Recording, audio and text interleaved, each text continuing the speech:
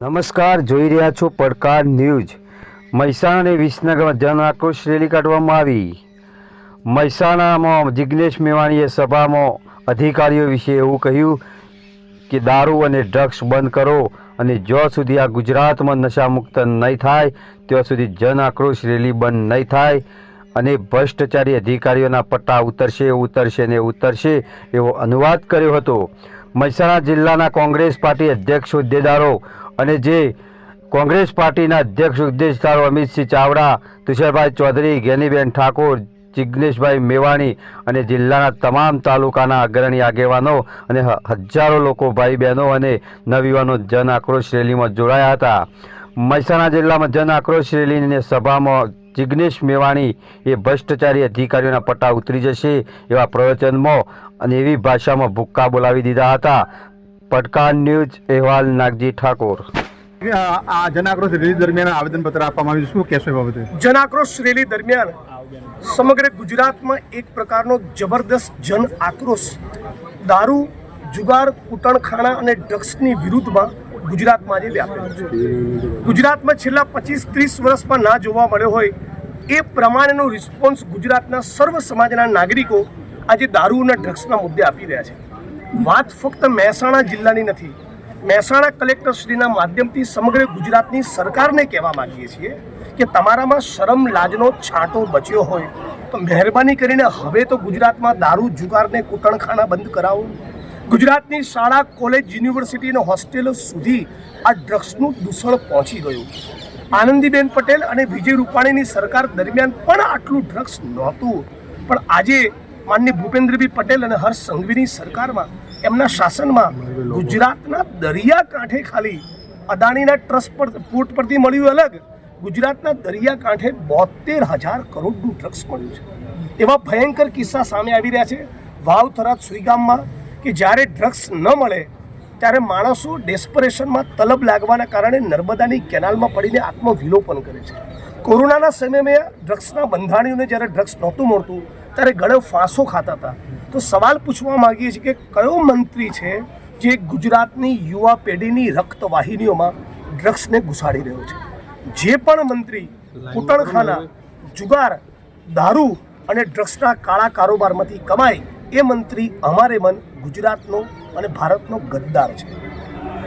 આપે આવેદનપત્ર આપીશું દારૂ ડ્રગ વિશે મહેસાણામાં જિલ્લામાં ક્યાં મળે છે એવી કોઈ વિગતો અમે ટૂંક સમયમાં હેલ્પલાઇન લોન્ચ કરવાના છીએ અને સમગ્ર ગુજરાતની જનતાને અપીલ કરીએ છીએ કે કોઈ પણ જિલ્લો હોય, કોઈ પણ તાલુકો હોય, શહેરનો કોઈ પણ મહોલ્લો હોય, તમે સોશિયલ મીડિયાના માધ્યમથી અમારા સુધી માહિતી પહોંચાડો, વિડીયો બનાવીને અમારા ઓફિશિયલ ટ્વિટર હેન્ડલ પર, સોશિયલ મીડિયાના પ્લેટફોર્મ્સ પર અમને ટેગ કરો। તમારી અરજી, આવેદનપત્રો અમે કોંગ્રેસ પક્ષના 12 ધારાસભ્યોને જ્ઞાનીબેન છે અમારા સુધી પહોંચાડો, વિરોધ પક્ષના નેતા સુધી પહોંચાડો। આ ફક્ત જન આક્રોશ રેલી પૂરતો કાર્યક્રમ નથી। તમે જોશો મહિનાઓના મહિનાઓ અને વર્ષોના વર્ષો સુધી અમે આ મુદ્દે લડવાના કટિબદ્ધ છીએ, પણ આશા રાખી કે વર્ષો સુધી આ ડ્રગ્સનું દૂષણ જીવતું ન રહે અને અમારે વર્ષો સુધી લડવું ન પડે। રાજ્યની સરકાર આજે ચિંતન શિબિર કરવા વલસાડમાં બેઠી છે। માનનીય મુખ્યમંત્રી ચિંતન શિબિરમાંથી ઊભા થાય અને તરત ગુજરાતની જનતા સમક્ષ રોડ મેપ અને બ્લુપ્રિન્ટ રજૂ કરે કે કઈ રીતે ગુજરાતમાંથી ડ્રગ્સને નાબૂદ કરવા માંગે છે। આપના નિવેદન બાદ પોલીસ પરિવારોએ આવેદનપત્ર રેલી કરી, શું કહેવા બાબતે? પોલીસ પરિવાર બાબતે મારી પોઝિશન બહુ સ્પષ્ટ છે। જે પર પ્રમાણિક, નિષ્ઠાવાન, નોન કરપ્ટ પોલીસ કર્મીઓ ગુજરાત અને દેશ માટે પોતાની ફરજ બજાવી રહ્યા છે એમને હું વંદન કરું છું, એમને હું સેલ્યુટ કરું છું। નાના પોલીસ કર્મચારીઓ માટે સતત વિધાનસભાનું મંચ હોય કે મીડિયાના માધ્યમથી બોલતો, લખતો ને લડતો આવ્યો છું, પણ જે માણસ ભ્રષ્ટાચારની વૃત્તિમાં વ્યાપક હોય, જે લાંચીઓ હોય અને દારૂ, જુગાર, ડ્રગ્સમાંથી કમાતો હોય, ગઈકાલે પણ કહેતો હતો, આજે પણ કહું છું, એના પટ્ટા ઉતરી જવા જોઈએ। એ ધારાસભ્યો હોય, સંસદ સભ્યો હોય, મંત્રી હોય, આઈએસ હોય, આઈપીએસ હોય કે મીડિયાકર્મી હોય, જે પણ ખોટું કરે તમારા અને મારા સહિત એ ભોગવે।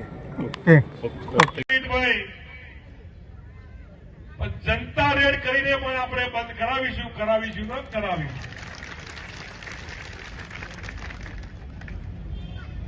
ગુજરાતની એક પણ ઓફિસ એવી નહીં હોય કે ભ્રષ્ટાચારથી ખતબત્તી ન હોય। તમે મહેસાણાની મામલતદાર કચેરીમાં જાઓ, તમે મહેસાણાની કલેક્ટર કચેરીમાં જાઓ કે તાલુકા પંચાયતની કચેરીમાં જાઓ, એક પણ અધિકારી પૈસા લીધા વગર તમારું કામ કરતા હોય તો આ જિલ્લાનો એક દાખલો બતાવજો, હું રાજકારણ છોડી દઈશ. જિગ્નેશભાઈએ ભ્રષ્ટ અધિકારીની વાત કરી હતી, એમને બધા અધિકારીની વાત નહોતી કરી, પરંતુ ગુજરાતના એક મંત્રીએ માથે લીધું, પોતાની જાતને હોશિયાર કેવડાવવાની વાત કરી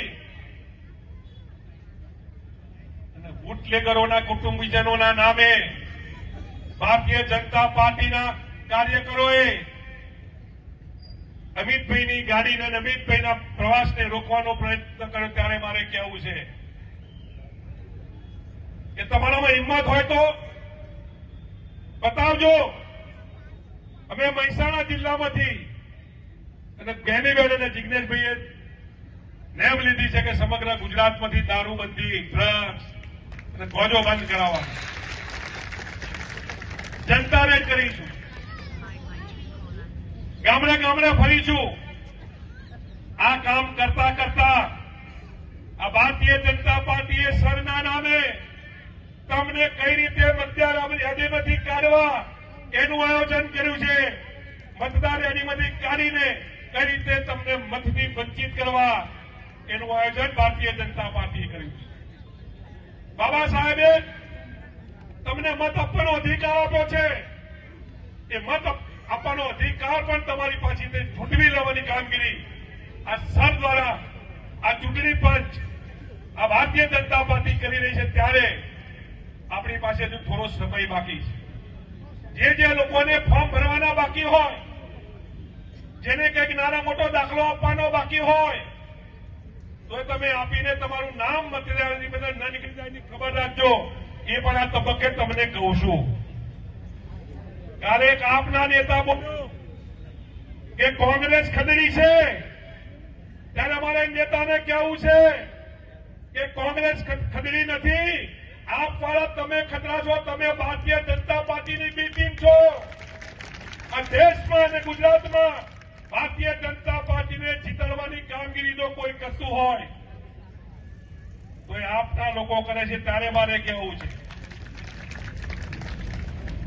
આપ મોટી સંખ્યામાં આવો ત્યારે તમને કહું છું કે આપણે બધાએ ભેગા થઈ ડ્રગ્સ, ગોજો, દારૂ, ભ્રષ્ટાચાર બંધ કરવા માટે કલેક્ટરને આવેદનપત્ર આપવા જવાનું છે. જવાનું છે ને? તમે બધા સાથે આવવાના છો કે નથી આવવાના? જેવું આપણું બધું ભાષણ પતે અહીંથી માંડીને કલેક્ટર સુધી તમામ લોકોએ આવેદનપત્ર આપી અને કલેક્ટરની સરકારને કહેવું છે કે ખબરદાર જો મહેસાણા જિલ્લાની અંદર ડ્રગ્સ વેચાયું છે તો, ગોજો વેચાયો છે તો કે દારૂ વેચાયો છે. સાહેબ, થોડા સમય પહેલા અહીં મોટી કિંમતનું ડ્રગ્સ